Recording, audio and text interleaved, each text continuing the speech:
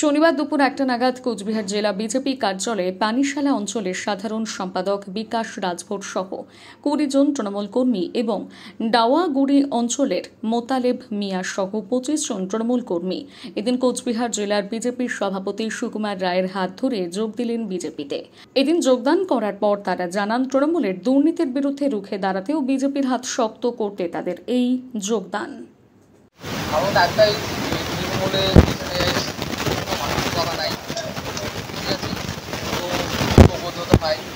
থাকা মানে নিজেকে দম বন্ধ হওয়ার মতো পরিস্থিতি একটা আসবে। এই জন্য তৃণমূল ছেড়ে মোদিজির হাত শক্ত করার জন্য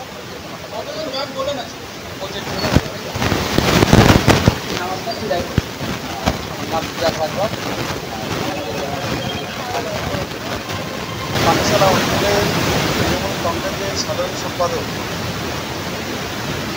এবং সঙ্গে আরও 25 জন আজকে ভারতীয় জনতা পার্টিতে যোগদান করে।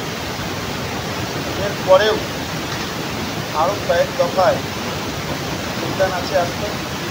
আমি জানি একটু পরে আমাদের স্বরাষ্ট্র প্রতিমন্ত্রী প্রার্থী আর ওনার সেই পুঁটিমারি ফুলেশ্বরী জাহাঙ্গীর আলম তার নেতৃত্বে প্রায় 500 তৃণমূল কর্মী ভারতীয় জনতা পার্টি যোগদান করবেন। আর একটু পরেই আমি সেখানে যাব। সেরকম প্রতিটা জায়গায় কুচবিহারের সংখ্যালঘু সম্প্রদায়ের মানুষ দলে দলে ভারতীয় জনতা পার্টিতে যোগদান করছে। আর সেই জন্যে তৃণমূল কোনো জায়গায় যারা বসে আছে তৃণমূল তাদেরকে 2-1জনকে যোগদান করিয়ে বলছে বিজেপির থেকে যোগদান করবে। এটা সম্পূর্ণ একদম মিথ্যা। কোনো জায়গায় ভারতীয় জনতা পার্টির কর্মী এই সময় আর তৃণমূলে যাবে না।